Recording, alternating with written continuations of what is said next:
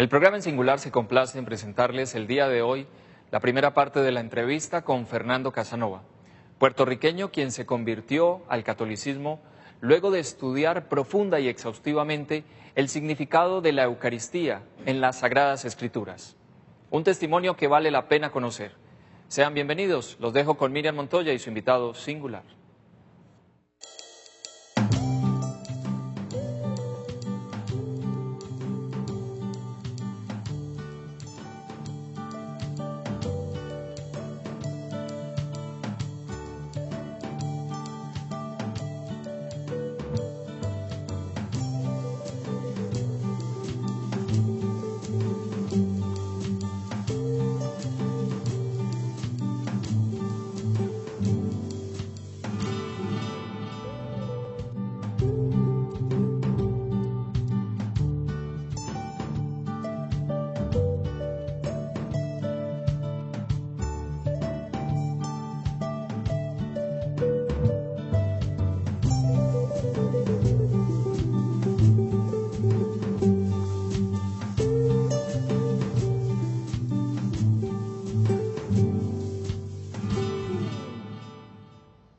A usted todo el mundo le dice doctor, pero no tiene ningún título en medicina, No. pero sí varias maestrías y doctorados en escrituras bíblicas, en demás, en teología, ¿verdad? ¿En dónde estudió, doctor?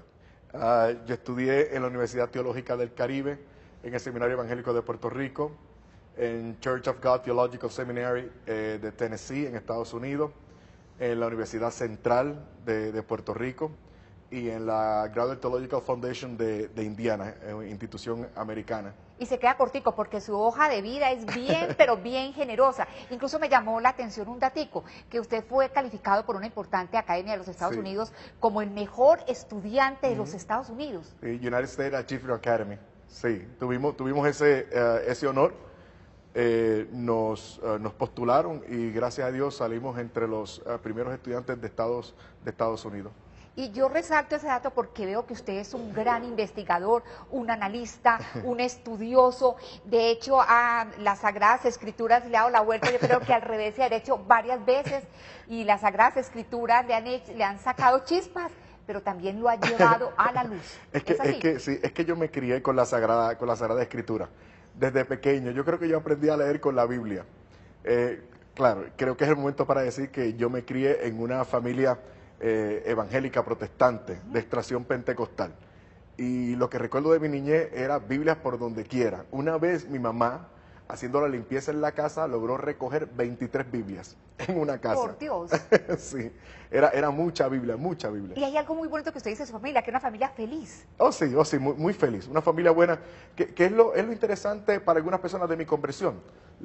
Algunas personas piensan que yo me hice católico porque me iba mal donde estaba. A mí me iba muy bien donde estaba y me hubiese ido muy bien. Económicamente estaría mucho mejor de lo que estoy ahora.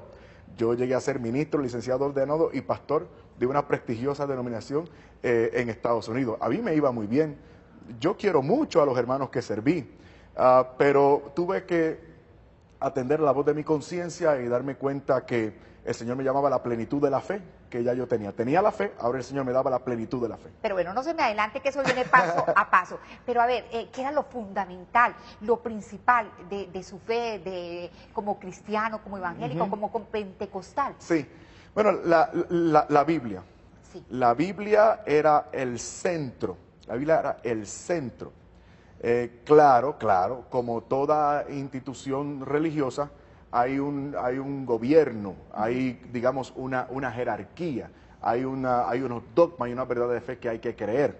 Pues yo me adherí a esas verdades de fe también. Y esas verdades de fe son interpretaciones de la Escritura. Así que teníamos la Escritura, pero también la interpretación que esa denominación evangélica pentecostal nos daba de la Escritura. En esa época, ¿cómo veía usted a los católicos, a todos nosotros los que nacimos y crecimos apostólicos, romanos, católicos, apostólicos y romanos? Ustedes me caían mal. Ajá.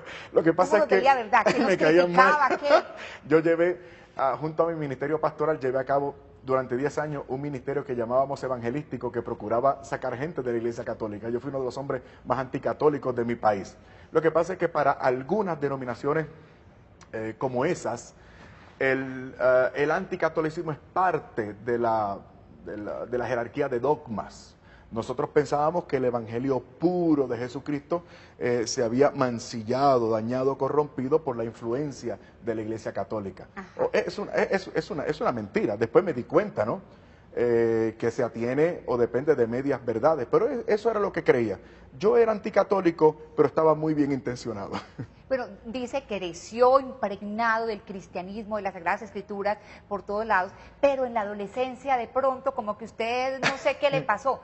Cuéntenos cómo fue esa adolescencia. Lo que pasa es que aquel era un mundo muy bueno, lo reconozco ahora, pero era un mundo apremiante, era un mundo exigente.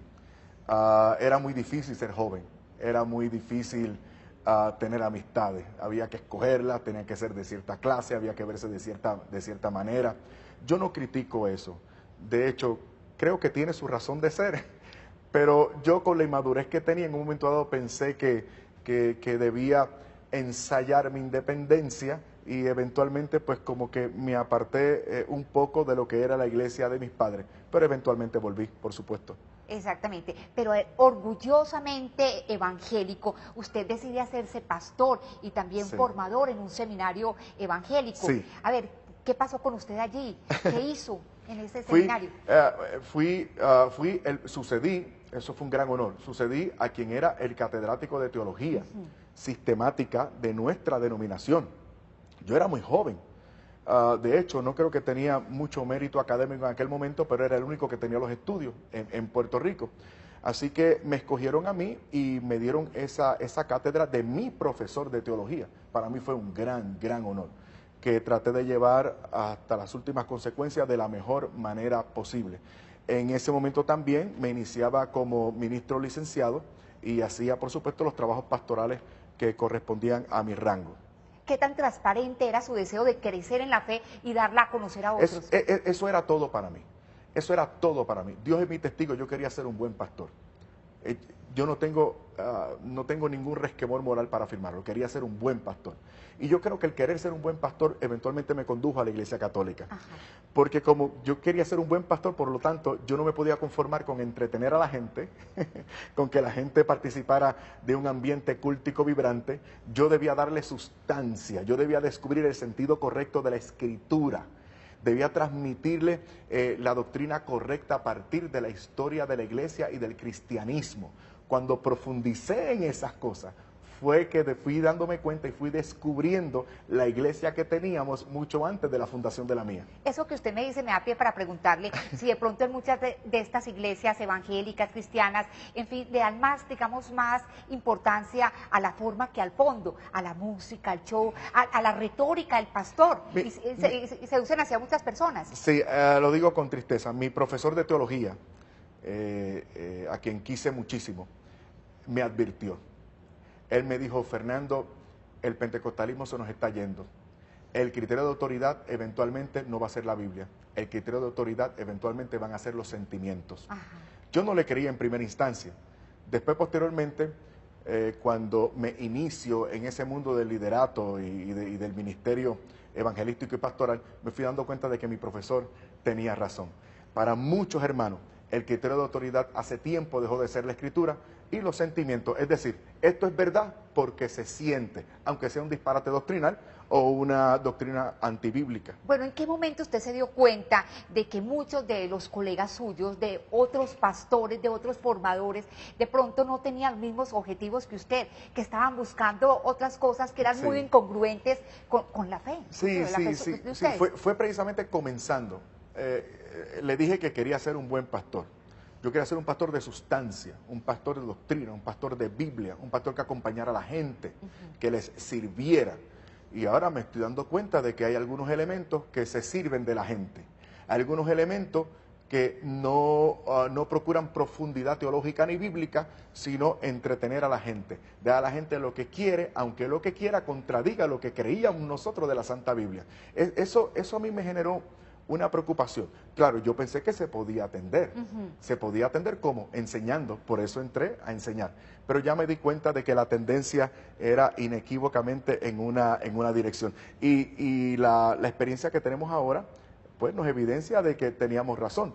Ahora, el criterio de autoridad claramente para estas iglesias nuevas que emergen ahora son los sentimientos, no es la Biblia. Y tristemente muchos pastores buscan fama, dinero, en fin, otras cosas muy distintas. Pero usted quería ser un evangélico, incluso volver a los orígenes, ser un cristiano muy genuino, ¿cierto?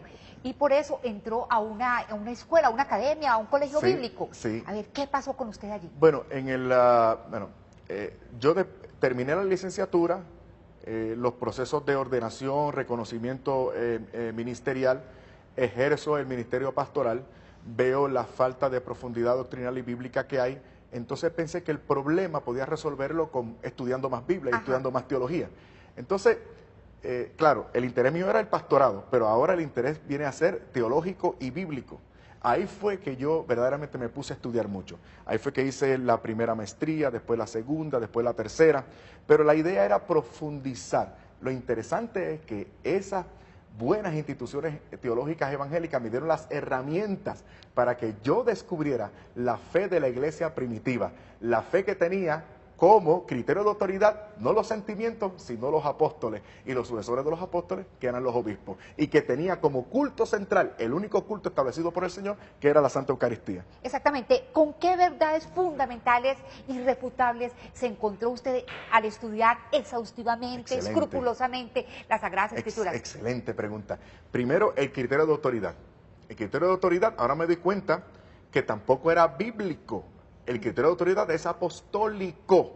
Los apóstoles no resolvían algo porque estuviesen en el Antiguo Testamento, que era la única iglesia que había. En segundo lugar, la iglesia no surge porque hubo gente que creyó en la Biblia, porque cuando surge la iglesia no existía la Biblia. La Biblia es producto de la fe y del culto de la gente que formó la primera iglesia en el primer siglo. Eventualmente el magisterio de esa iglesia, establecido por el Señor, establece el canon del libro sagrado. Entonces, el criterio es apostólico. Por eso decía San Ignacio de Antioquía, donde está el obispo, ahí está el Espíritu Santo y toda gracia. Por eso es que los apóstoles se esmeran tanto en conservar y en defender su autoridad. Por eso dice Hechos capítulo 2, versículo 42, que aquella iglesia permanecía constante y unánime en comunión con la doctrina de los apóstoles. Cuando hay un problema en Antioquía, en Hechos capítulo 15, no lo resuelven yendo a la Biblia porque no existía la Biblia, lo resuelven haciendo el primer concilio de Jerusalén. Y allí Santiago, el obispo de Jerusalén, resuelve la cuestión en el versículo 28 diciendo, nos ha parecido bien al Espíritu Santo y a nosotros. Podemos seguir con textos bíblicos. Efesios 2:20 dice que el Señor instituyó su iglesia sobre el fundamento de los apóstoles. Entonces, lo que dice el Señor en el Evangelio, más claro no canta un gallo, como decimos en el Caribe. Algunos tratan de pasarle revista al Señor, arguyendo sus milagros y sus prodigios. Señor, en tu nombre hicimos milagros, en tu nombre limpiamos leprosos, en tu nombre resucitamos muertos. ¿Y qué dice el Señor? Les reprueba, apartaos de mí, obradores de maldad, nunca les conocí. El criterio claramente es apostólico. Posteriormente, la Eucaristía como el culto. El único culto establecido por el Señor, a través del cual Él nos dispensa su cuerpo y su sangre. Y por ahí para abajo podemos seguir en el Nuevo Testamento arguyendo acerca de la Santa Eucaristía. A partir de toda esa luz que llegó a usted en ese estudio, ¿cómo fue desmontando la estructura evangélica con la cual usted creció, la cual usted divulgó, la cual usted defendió? Fantástico, fantástico, porque me di cuenta de que no era, en términos prácticos de la Biblia, sino la interpretación de un líder carismático que terminaba por fundar un grupo, otro grupo. Aquí viene el tercer elemento. Apostólico, autoridad apostólica, la Eucaristía como el único culto,